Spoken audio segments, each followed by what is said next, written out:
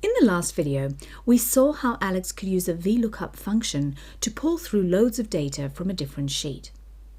This is a very powerful and versatile lookup function, as it will allow us to do reconciliations, error checking, as well as auto-populating. You probably also spotted, however, that there were a few limitations with the VLOOKUP. For example, if we had 25 columns, to go and type in 25 separate VLOOKUPs is not great use of our time. We can't, however, simply copy the VLOOKUP across because of this, the column number. That has got to be specified for each VLOOKUP. Another concern, and this is Alex's concern, is what if the columns on the international price list should change? The client has assured him that the item code will remain fixed, but what they cannot guarantee is that users won't insert other columns or even reorganize the existing columns. And if that happens, our VLOOKUPs are all going to break. So Alex would like to make this solution a little bit more robust and a little bit more flexible. And to do that, he's going to use a match function. Match is a little bit like a miniature VLOOKUP. Given a particular value, it will go and look it up in either a row or a column. It's not worried about horizontal or vertical. When it finds the match, instead of returning a corresponding value, however, it will return the position within that column or row. So for example, if I were to look up the word short description, in the heading row here in my price list, it will find it at position 3. And that is exactly what my VLOOKUP needs. So let's go through the process. I'm going to click back into customer quote, and just here in row 4, above the short description, I'm going to type equals M and then press tab to select match.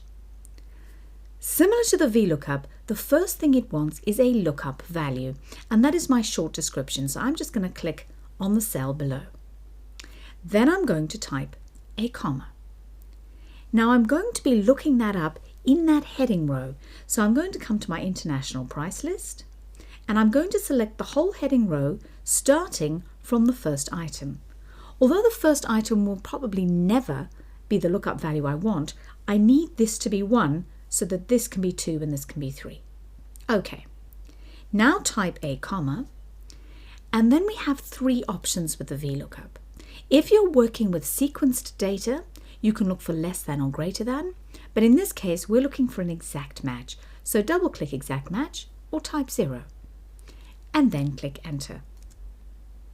As we were expecting, we've got the value 3.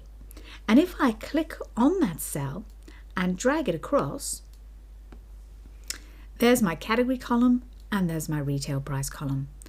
So now I've got Excel to identify the column number for me rather than typing it in. This is more powerful and more flexible. What we're going to do is remove the calculation in our category column, and if you have one in your retail price, let's remove that as well. So I'm going to come to the top of the table, click my drop down to select my data, and then just press delete. What I want to do now is change this calculation so I can drag it across and down. So I'm going to double click back into E6, and instead of using the 3 that I typed in, I'm going to use the result from my match. Now I could actually paste the match directly into this calculation, which would look very neat, but the problem with doing that is it's going to mean I have to redo that match calculation for every item in my table, which is much more inefficient. So actually, although it looks a little bit clumsy, it's much more efficient to have a single match that does all the work for us. So I'm going to leave this match here, and I'm simply going to click on the result.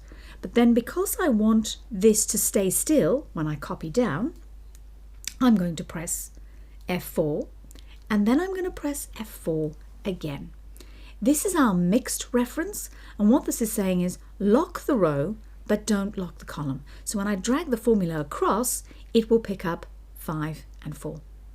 Okay, that's a good start. Let's click enter, and if we just double check, All of these are now correct, except they're actually using this value rather than the 3 we typed before. All right, great. Now what I want to do is drag this formula across. So I'm going to come to my fill handle, drag it across, and oh dear, that did not work. Let's have a look at why. The reason is this. Instead of looking at my item code, it's now looking at my location code. So with structured references, when you drag them across, it actually treats it as a relative reference. Fortunately, there's a very easy way we can get around this problem. I'm going to press escape and I'm just going to undo that last change. And instead of dragging, I'm going to do an old-fashioned copy. So making sure I've clicked on E6, I'm going to copy it, Control C. And then I'm going to select both of these columns. And if I paste, I'm going to actually use my formatting. So I'm going to right-click and I'm going to choose the option Paste Formulas. Worked an absolute treat. So with structured references, if you drag, it's relative, but if you copy, it's absolute. Little unusual, but now you know the secret.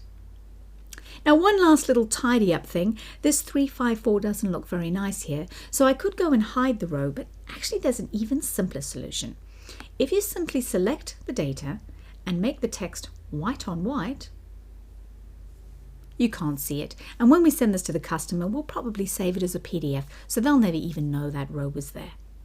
So what we've looked at in this video is how we can use our match function to make our VLOOKUP even more powerful and even more versatile.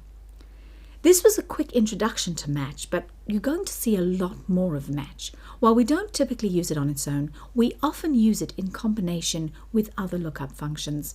And in the next video, we're going to look at one of the classic combinations, which is our index match.